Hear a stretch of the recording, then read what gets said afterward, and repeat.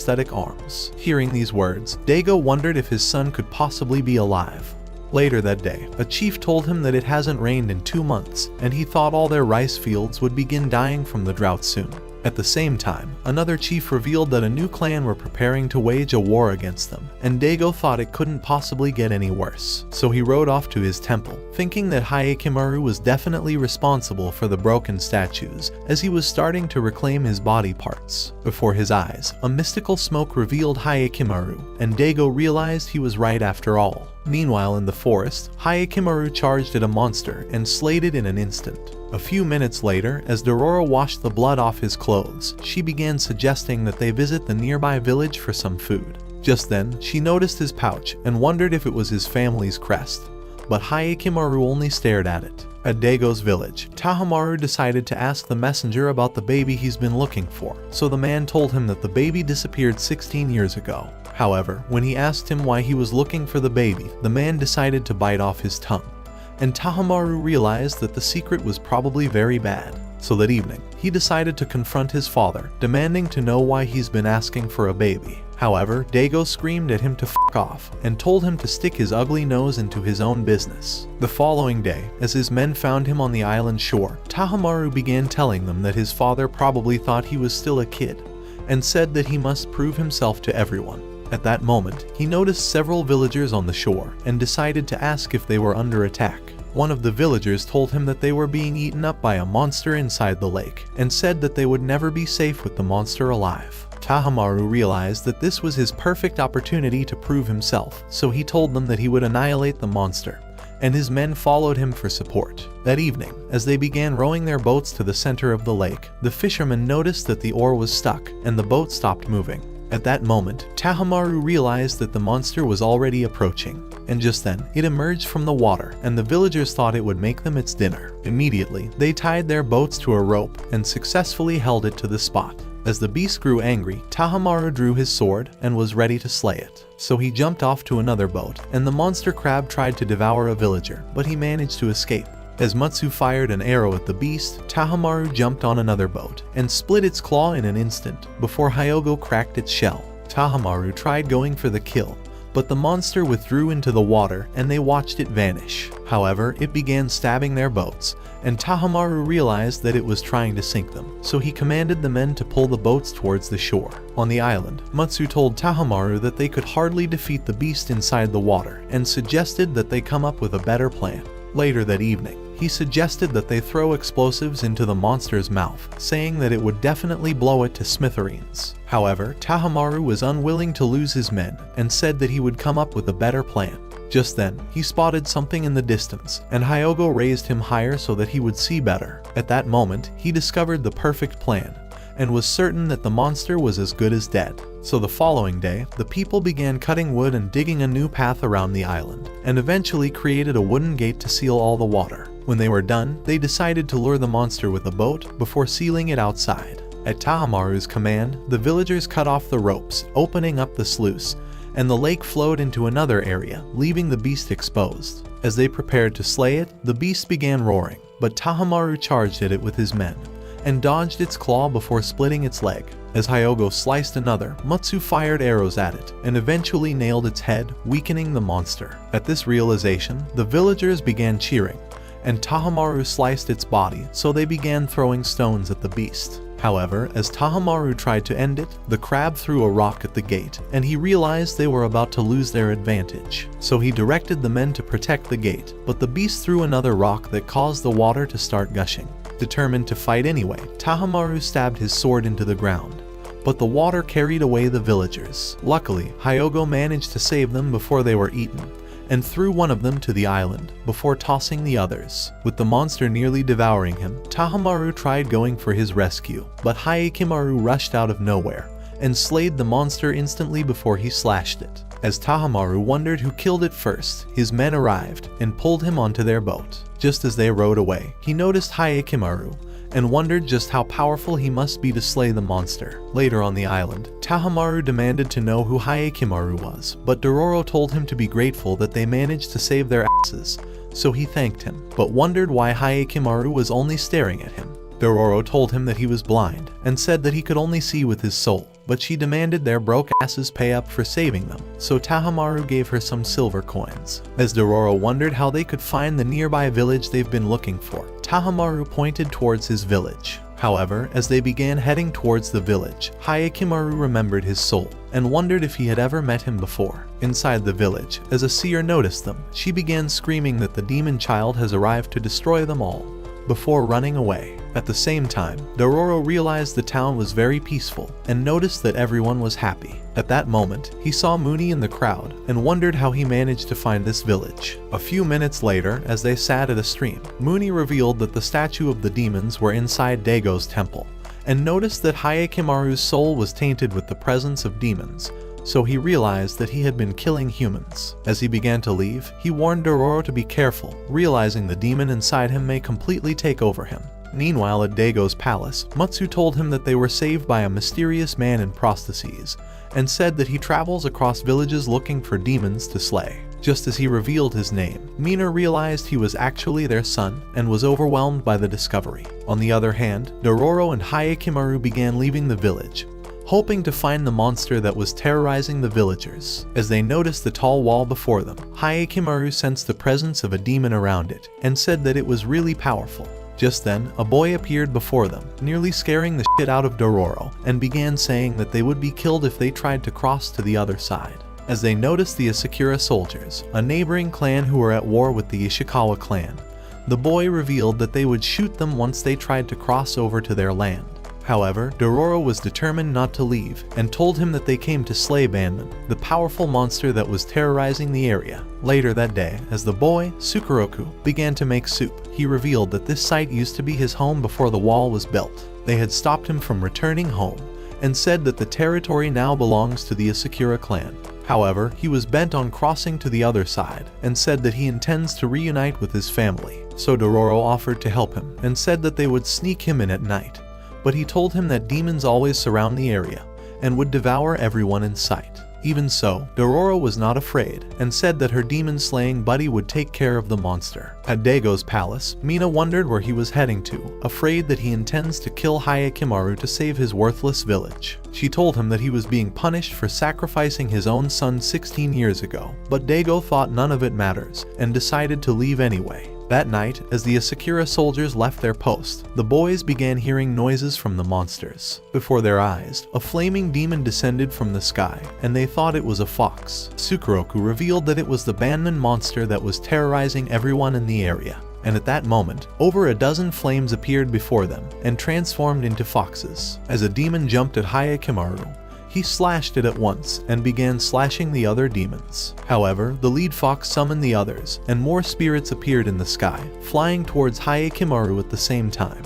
As he slashed them, another demon bruised his face, so Dororo began throwing rocks from the side, causing them to vanish, and Hayakimaru slayed more of them. Realizing his opportunity, Sukuroku began running to the other side, but Dororo thought it was too dangerous. As he tried pursuing him, a demon narrowly missed him, but as it returned to devour him, Hayakimaru rushed in and killed it instantly. So Dororo hurried away, and the demons merged into a 10-tailed fox. As he dodged fireballs, the fox managed to pin him to the ground. Just as it tried to devour him, he kicked it away and slashed it, before a bunch of arrows scared it off, causing it to disappear. Inside the village, Tahamaru began looking for Hayakimaru, thinking he would help him to discover his family's secret, but noticed the seer. As she spotted him, she began to freak out like a useless nutcase, saying that the demon child has returned to slay Daigo. As he demanded to know what she meant, she told him that it was the curse of demons, and that the cursed child has returned to curse Daigo and the village. At the same time, Dororo was screaming for Sukuroku in the forest, but soon realized that he has been captured by the soldiers. At the wall, Hayakimaru realized that an army was before him, and sensed the power of the demons inside Daigo's soul. As he asked who he was, one of the men began calling him a useless moron for speaking directly to Daigo. In an instant, Hayakimaru knocked their torches and flashed to feel Daigo's soul. As Daigo realized that he was truly his cursed son, he tried to strike him, but he jumped away immediately. As he wondered how he managed to survive on his own, he called him a half-born demon child and commanded his men to eliminate him. So they launched arrows immediately, but he escaped to the other side and the men pursued him. Inside the forest, as he hid on a tree, he wondered what Daigo's words meant and realized he must see him again. On the other hand, as Dororo woke up inside a cell, she realized that she was now a prisoner for the Asakura clan.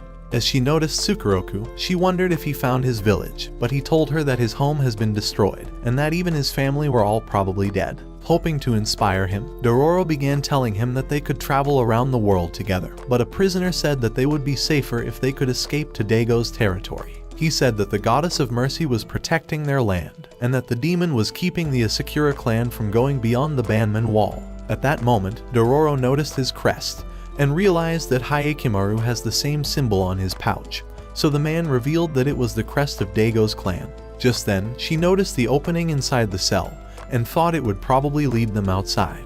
However, when she suggested that they escape together, Sukeroku told her that he was too afraid, and the prisoner said they could never escape. Even so, Dororo was determined to survive, and promised to return for Sukeroku's rescue. So she began climbing up the rocks, but a guard spotted her and immediately called for backup.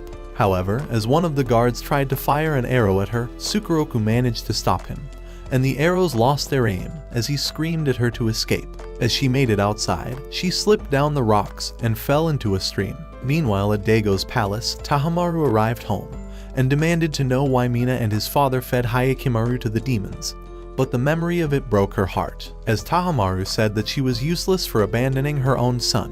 Daigo appeared at that moment, saying that it was the only way to save their village from the wars and famine that destroyed his people. Just then, they were warned about an intruder and discovered that he was Hyakimaru. As he noticed their souls, he realized they were probably his family and managed to block the soldiers' arrows. However, as they launched new arrows, he began running away, and Daigo commanded his men to kill him. Hearing his words, Tahamaru tried saying that Hyakimaru should be spared, seeing as he was his brother. But Daigo told him to get his empty brains out of his ass and said that Hyakimaru's survival would destroy their entire village.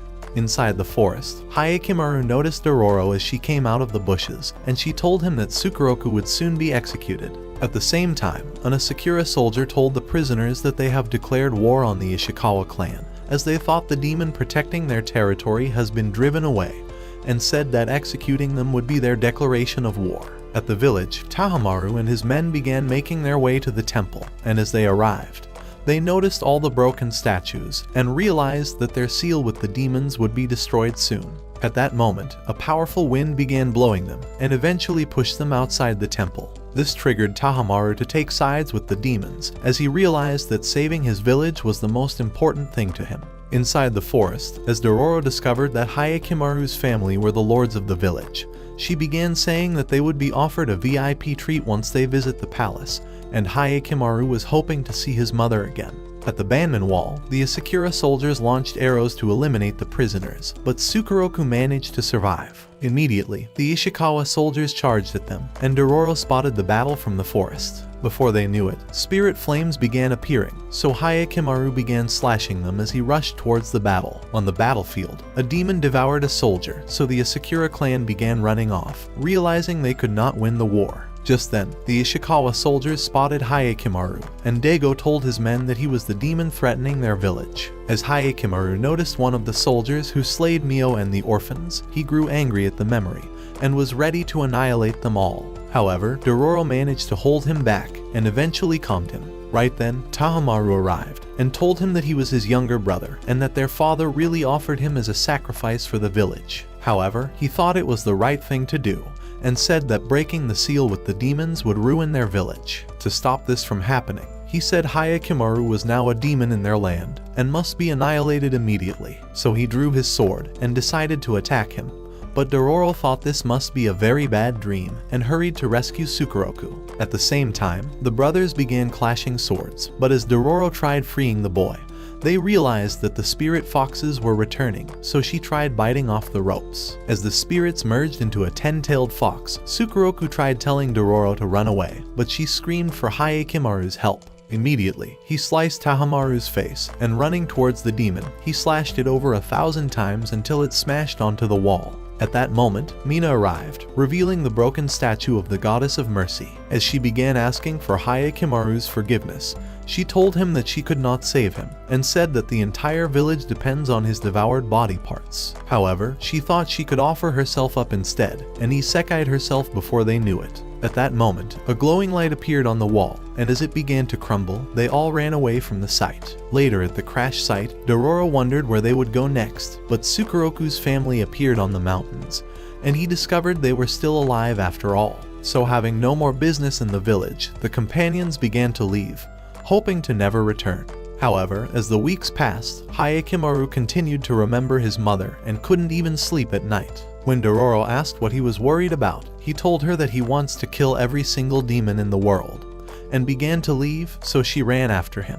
On the road, as she tried telling him to get some rest, thinking he's probably been pushing himself too hard, he bumped into her and continued walking away. A few days later, as they crossed a bridge towards another village, Dororo told Hyakkimaru that there's a hot spring nearby, and suggested that they soak in it. However, when she realized that Hyakkimaru was only determined to hunt for monsters, she screamed that a monster was spotted close to the spring, successfully bringing him to a halt. Meanwhile, in Daigo's village, it had begun to rain again, and Daigo was relieved that the war was cancelled, but Mina was yet to regain consciousness. However, with the rain having returned, he thought it was a sign that the demons have not broken their seal, but wondered how much longer they would continue to back him up, seeing as Hyakkimaru would not stop until they were all dead. Before long, they soaked in the water, and soon realized that even Muni was here, so he told them that they were probably destined to meet wherever they go. The following day, Dororo noticed a map that was carved on her back, and Muni said it was probably only obvious when her body was warmed up.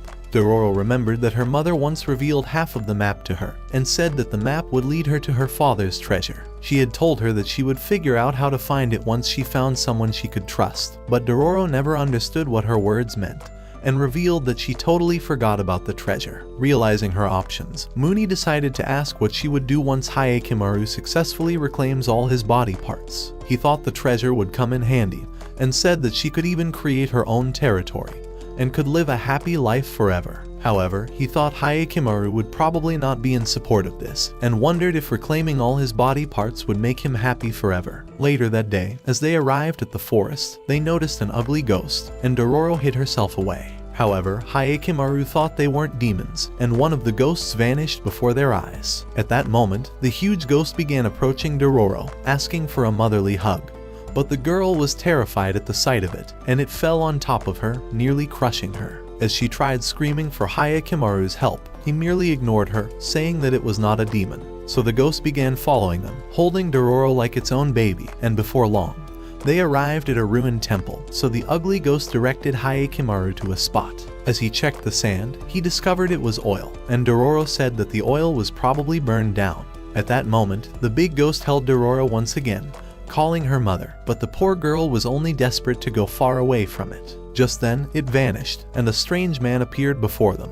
He told them that the forest was haunted at night, and said that it was very dangerous for travelers. As he paid his last respects to the dead, he invited them to his home for the dinner, saying that he has no desire to see them become ghost meat. However, Dororo thought his eyes were creepy, and hid herself away. As the man introduced himself as Sabame, saying that he was the lord of the land, Hyakkimaru noticed a demon aura around his soul, but they decided to follow him anyway. When they arrived at his home, they realized that it was deep inside the forest, but a group of dancers welcomed them with a performance, and Dororo consumed her meal like she's not eaten in days. She thought Sabame was probably a kind man to offer them so much food, so the Lord told her that he welcomes every single traveler he comes across. Realizing her opportunity, Dororo decided to ask how the temple was burned down in the first place, but the dancers stopped at that moment, and all the ladies withdrew from the room. Dororo thought this was strange, but Sabame decided to reveal the story. A few years ago, a nun took care of orphans at the temple, but soon began to enslave them like animals,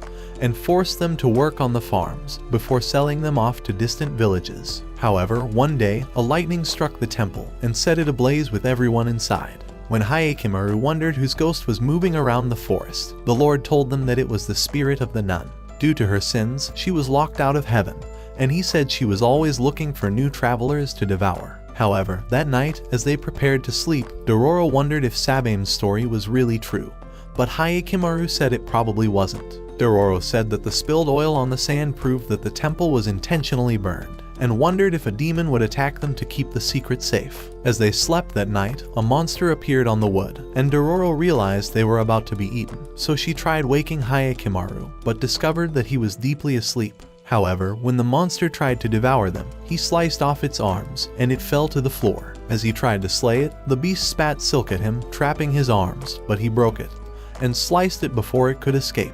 Desperate to survive, the monster spat another silk, but he went through it, and stabbed it deep in the belly. However, just as they thought it was dead, it began screaming, and the doors were blown open. Right then, a new monster descended before them, and Hyakkimaru realized that it was a demon, but it cast a strange dust to distract them, and carried away the beast. With peace restored, Dororo noticed that the dust was not harmful, but Hyakkimaru suggested that she washes it off anyway. Outside the village, the demon transformed into a lady and told Sabame that they couldn't devour the guests, as one of them was the cursed child. She revealed that he has come to reclaim his body parts, but Sabame promised to protect her and the other monsters. The following day, as they had breakfast, Sabame told Dororo and Hyakkimaru to extend their stay in the village, saying that they would be safe here. Before long, Dororo arrived inside the village and realized that all the villagers were very happy. Just then, a family invited her over, and a kid gave her a rice cake, so the granny told her that they owe their lives to Sabame. As Dororo tried asking what really happened at the temple, the granny decided to leave, and she realized that the farmers were staring at her like a creep. At the same time, Hyakkimaru began trailing Sabame into the forest, and even followed him as far as he went. However, as he arrived at an open space, he realized that Sabame had intentionally lured him here, and he told him that he comes to this spot to have a view of the village. On the other hand, Dororo managed to find the storehouse, but wondered why it was built so far away from the village. She thought it was definitely strange, and wondered why the villagers were acting like a bunch of creeps. So she decided to look inside, but realized that the storehouse was filled with rice. She thought they were all probably hardworking people, and decided to leave, but stumbled on the floorboard. At that moment, she discovered that it was actually a hidden trapdoor, and decided to open it. Before she knew it, a villager kicked her inside, saying that she deserves to be devoured for being too nosy, and that they were only trying to protect their village. At the same time, Sabame began telling Hyakkimaru that the village was his only home, and that he would protect it from every threat. He said that even the monsters were his people, and that he would protect them until his last breath, so he decided to tell him the story of his village. 16 years ago, his village was raided by samurai who escaped from the war, and turned the place into a wasteland. It was at that time that a powerful demon appeared before him, and offered to protect them in exchange for continued dinner. So as he accepted their offer, they began devouring the samurai, and eventually brought peace into the village. He wondered what Hyakkimaru's true purpose was, and decided to ask him why he was bent on killing the demons. So Hyakkimaru told him that he wants to reclaim every single one of his body parts. Inside the underground, Dororo tried screaming for help, but realized that she was basically hopeless of ever being found. As she wondered how she could tell Hyakkimaru that she was trapped, several monsters appeared in the darkness, and she began running away for her life. Just then, a silk caught her ankle and tripped her on the sand. She tried pulling herself up, but noticed the bones before her, and the big ghost appeared before her eyes, stopping the monsters immediately. As Dororo wondered where it came from, the ghost tried telling the monsters to withdraw. However, when they tried devouring her anyway, baby ghosts burst outside and managed to send the monsters away. As one little ghost returned, she revealed the true story to Dororo, and she realized that Sabame actually slayed the nun before feeding the kids to the monsters. This realization made her sad, and she wondered why the villagers could be so terrible, but the baby ghosts offered to lead her outside. Inside the forest, as the beast awakened, Sabame revealed that Hyakkimaru would be its lunch, and it appeared before his eyes. As the demons cast weird dust, Hyakkimaru decided to hold his breath. At that moment, he realized that Sabame was just like Daigo, and would sacrifice anyone for his own good, so he slashed at the monsters, knocking one to the ground and splitting another's wing. As Sabame tried checking the beast, Hyakkimaru kicked him away, sending him tumbling down the hill, before stabbing the demon. However, it managed to fly away, and even pierced him with a claw, but he managed to free himself, and crashed into the forests. With the beast growing angry, it crashed into a tower, setting it ablaze, and shortly, even the entire village was on fire. That evening, as Dororo found Hyakkimaru in the forest, he decided to reveal the entire truth to him, and they soon realized that the village was burning. At the same time, the villagers watched their storehouse burn, and they realized that all of their food was gone with the flames. As they wondered how they would survive, they began fighting over the leftover rice, and Sabame realized that everything they've worked for was already destroyed. With his job done, Hayakimaru tried leaving, but his prosthetic leg limb shattered instantly. However, that night, he decided to hunt down the last of the demons. As he arrived at the center of the lake, the monster emerged from the water and carried him away, but he blasted a flame at its wings, burning it in an instant before falling into the water. Just as he returned to shore, another statue broke, and little pieces of wood fell out of his back, allowing a real spinal cord to grow in its place. At dawn, as they began leaving the village, Dororo noticed the destruction and realized that the villagers were all sad, so she began to wonder if they were truly doing the right thing. But Hayakimaru couldn't care less about them. As she remembered Muni's words, she wondered if killing all the demons would change anything in the world, but Hayakimaru could only think of slaying the next one. However, as he tried to check for Dororo, he realized that she was no longer by his side. Meanwhile, Dororo decided to take a different path, realizing that Hayakimaru would continue ignoring her forever. Just then, a group of mercenaries arrived, and she discovered that their leader was Itachi, the uncle that lured her village into their death. He told her that he's been looking for her and demanded for the other half of her father's map. As she wondered how he managed to discover it in the first place, he told her that he was spying on her father when he was alive, and commanded his men to glance at her back. However, before they got close, she decided to reveal it, and they realized that there was no drawings on her. Even so, Itachi wasn't buying this, and said that she has probably memorized it or something, so he ordered his men to capture her. Before long, they started riding away, and Dororo was tied to the horse. As they rode through the forest all day, Dororo wondered where they were heading to, so Itachi told her that he was going in search for her father's treasure, and revealed that he noticed him sneaking through the camp a few years ago. At the time, he suspected that he was probably hiding half of their loot for himself, and even tried spying on him. But he never discovered anything, and eventually gave up.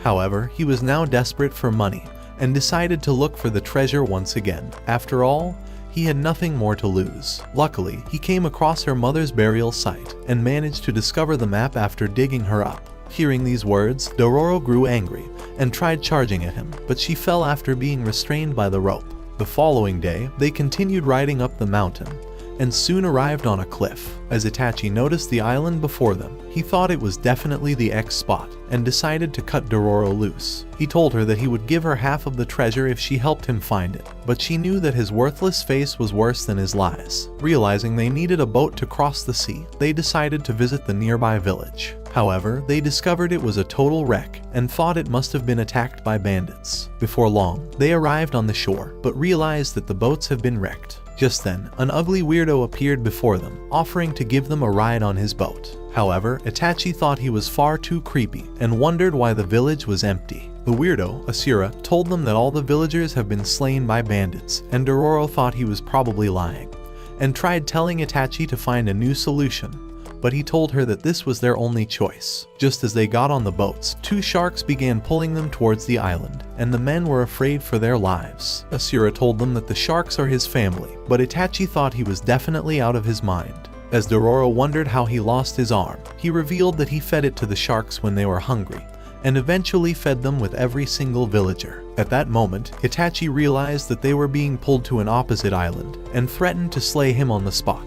Just then, Asura summoned the sharks and commanded them to devour the mercenaries. Before they knew it, one of the sharks pulled down a boat, and they began devouring the men like a large chunk of meat. As Itachi tried to end him, a shark scratched his arm, allowing the weirdo to leave unscathed. He told the sharks to leave the rest of the men for their dinner, and began moving towards the shore. A few hours later, as one of the men tried paddling away, a shark emerged and devoured the wood, making the men realize they were entirely hopeless. However, Dororo would not give up, and began telling them to wake the f*** up, because no one would remember their worthless lives if they died here. When the men began to wonder how they would escape, Dororo offered to lure the shark to the surface, so that they would kill it immediately. Before they knew it, she jumped into the water and swam deep inside. As she narrowly dodged the shark, she yanked the rope, so they began pulling her towards the surface. As the shark tried devouring her, she caught its face, successfully luring it out of the water, and the men stabbed it at the same time, killing the shark immediately. Realizing Asura would soon return, Itachi commanded his men to sail towards the island. So at dusk, as Asura arrived, he discovered that his shark has been slain, and hurried to the island. Just then, the men appeared before him, having lured him into the trap, and soon beat him to a pulp. When it was morning, the men began marching to the top of the hill, continuing their search for the treasure, and Dororo realized it may all be over for her. At that moment, Asura regained consciousness and commanded his shark to devour all the men. Meanwhile, on a battlefield, Kyujai continued fitting prostheses on bodies, determined